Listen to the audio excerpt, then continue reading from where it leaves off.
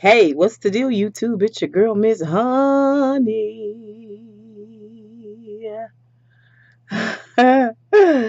Welcome back, you guys. This is Sunday, which means Real Housewives of Potomac. The season is over. Tonight was the first night of a two-part reunion. Not really sure why they needed two-part reunion when I first heard about it, but now after seeing this first part, I realize we need a second part because people really just took the gloves off at this reunion. Let's get into it, you guys. This is the Real Housewives of Potomac Season 2 Reunion Part 1. And I promise you, the girls came out swinging. For the most part, they kind of all came to play, but I'm going to have to go ahead and give MVP to Monique and a close runner up to Ashley. When I tell y'all, Monique read Gizelle for fifth. Oh, she left her dirty, tattered, and torn. Yes, ma'am. Gizelle could not say not one single solitary thing. Where are your quick comebacks, Gizelle? Where they at? Before we get going good, we're gonna talk about what each one of the ladies were wearing and their hair, and their accessories. Cause your girl is all about accessories. All right. So let's talk about Karen. Karen had like this baby blue long flowy type dress on, and it kind of reminded me of bedspread. Now y'all know the difference between a comforter, a blanket, a quilt, and a bedspread. A bedspread is something you put on the summertime, like it's real thin. Y'all know it. They probably more popular in the south where we can throw our windows open and get a cool breeze in. You know, you put you a nice bedspread on, your baby will sleep real good in the middle of that bed. Well, that's what Karen had on. A baby blue bedspread. It was horrible. I did not like it. We got into this conversation about her breast because for some reason this dress she had on made her breast look smaller. I don't know. Her breast looked proportionate to me. I don't know. Her hair was nice and her accessories were just okay, but her hair was nice. The thing I don't like about Karen's hair is that Karen's hair don't last for very long. Now, I don't know how long it take them to film and all that stuff, but her hair always seems to fall like very early on in shooting. Her hair appears to fall. Now it could be many hours into it, but to me, like for just a few minutes, she's very fresh, and then after that, she just starts to look like she's been standing in the rain.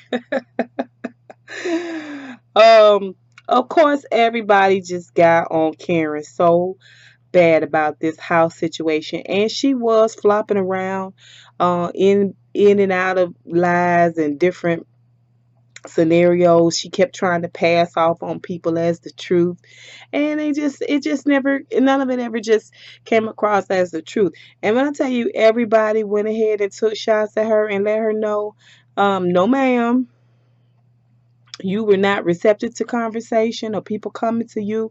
You just flat out didn't want to talk about it.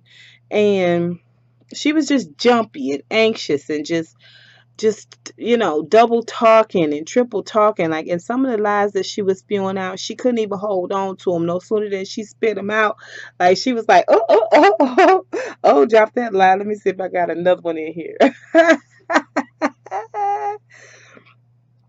But when Giselle said that Karen answered the phone and said, I'm talking to you bitches outside of filming. Oh man, that was priceless. That was priceless. And I believe it's true. I really do believe it's true.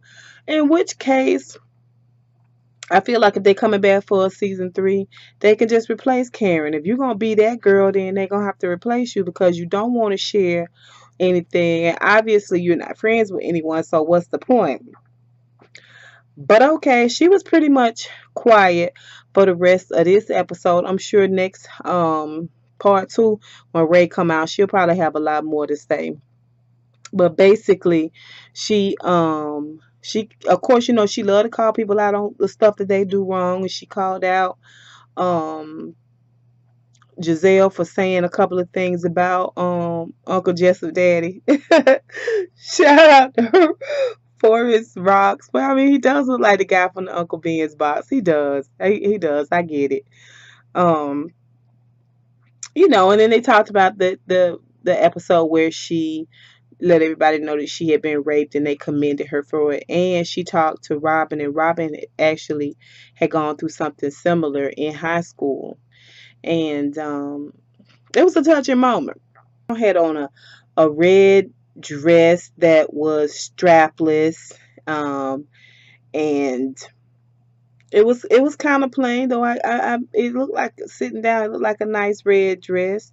I didn't like those accessories, those giant gold earrings, those giant gold bangles. Wonder Woman bangles. Those giant gold rings, those gold shoes. I just didn't care for it. To me, Gizelle is always like just partially there. She's never 100% just like outstanding smashing. I don't know who does her hair either, but it's always kind of the same hairstyle. Her curls just, I mean, I don't know. She just, I don't know. For me, Gizelle always looks like she's trying too hard.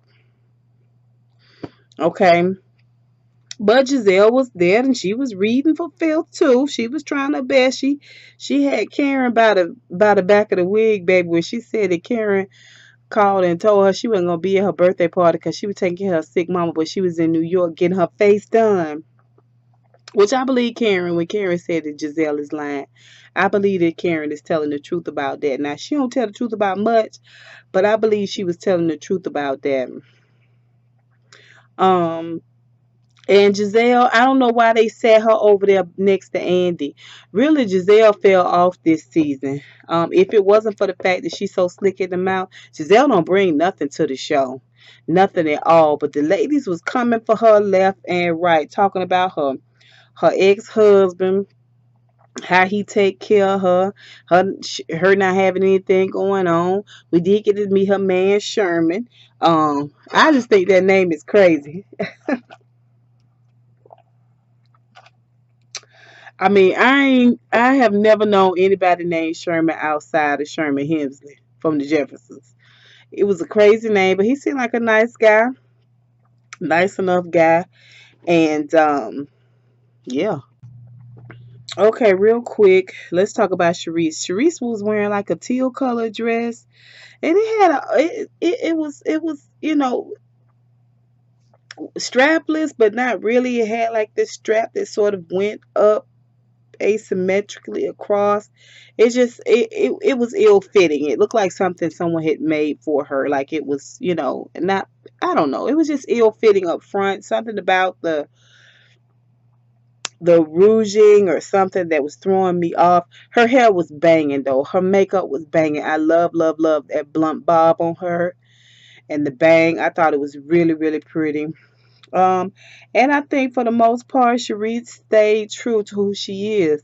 Charisse can definitely read, going as hard this season two reunion like she did in season one. And maybe it's because in season two she's sitting next to Robyn. In season one she was sitting next to Karen. And y'all know bad energy kind of feed off of each other, which is what some of the ladies was saying about Robyn. That Robyn act different when she around Gizelle. She more standoffish. She very cliquish with Gizelle, and she act like she don't know nobody else. But let's talk about Robyn's dress. Robyn was wearing like a real pretty, soft pink dress, and it had a cape on the back. She's worn something similar before, and then in the front was like a short skirt, and she had strapless sleeveless little thing, and it had this darting and these tabs on them. It was cute. I was mad that I kept seeing her Spanx, and I know people gonna say that was the inside lining of the dress. No, that was Spanx. The inside lining of her dress does not hug her thighs. That was Spanx, and she kept kind of trying to fix it for the camera, and that's fine. The dress was a little promish to me. I thought Charisse's dress was a little promish.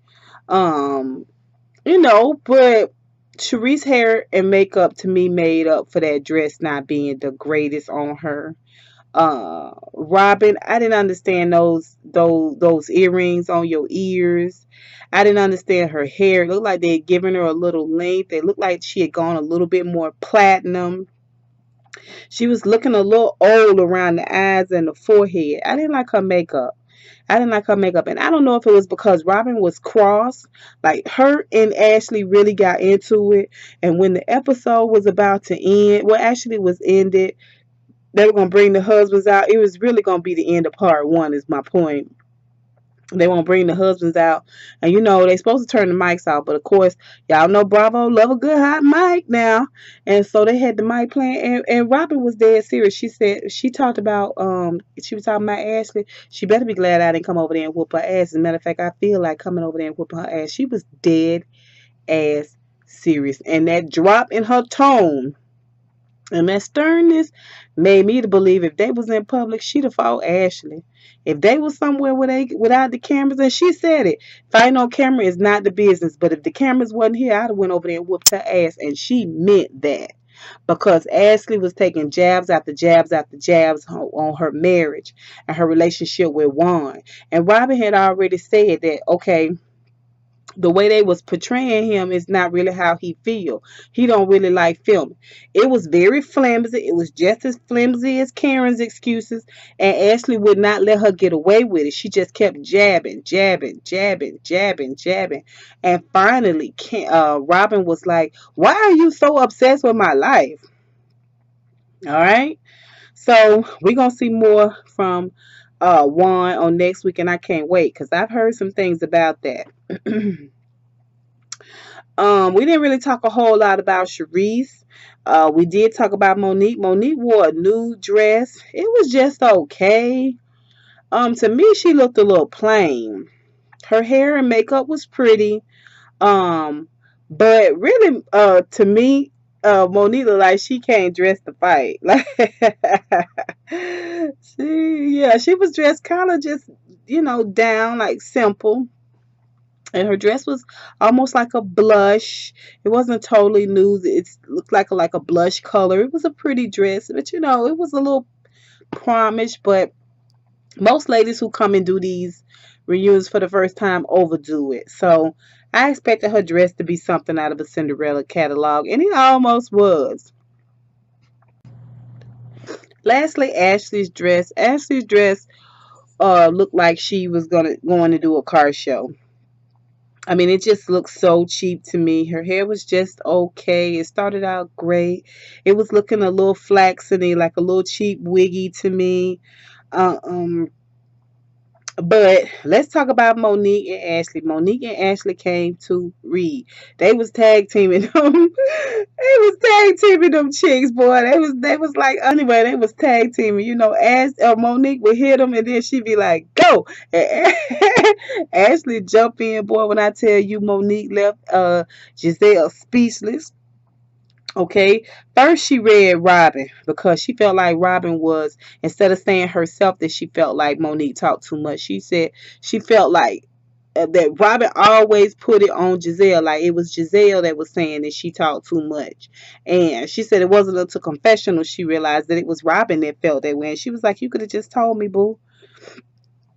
And Robyn was like kind of defending it, but y'all already know that Bravo put the camera on the lost footage. Bravo had it, of course. And let's see. She talked about Gizelle. She told Gizelle, "Why you been trying to call me dumb? You need some brain exercises. And trick is 5 letters instead of 4, okay? Trick." She didn't say that, but she meant that. And I think she stood her own. And if there's a season 3, I think she earned her place on that season 3 because she read Gizelle for filth. And Gizelle was caught lying several times. Even Charisse confirmed it when she said that she was standing in the kitchen because she was waiting on Charisse, and she had just talked to Charisse, and Charisse was like, "That's not true." But she mouthed it to Andy. Of course, Andy blew her out and was like, "Then you said that's not true, Charisse." And Charisse was like, "Well, we had talked earlier on in that day, and I told her if I didn't know if I was coming or not, but we didn't." She said we text, but we didn't talk at all. So no, that's not true. And Gizelle got quiet again. She spent a lot of part one reunion looking kind of dumbfounded. She really, really did, especially when it came to Monique and Ashley, because Monique and Ashley was tag teaming that ass. I loved it. I loved it a lot. I do think that Ashley went too far with Robyn when she saw how upset she was making Robyn. I think she should have pulled back a little bit, and I think they all had a point making that she was way too busy being in other people's business. And we broke up some myths, what gossiping really is. Ashley, you are gossiping. And Gizelle talking about everybody go to I think everybody go to people's house and talk about their house. No, they don't. No, they don't. Nobody does that.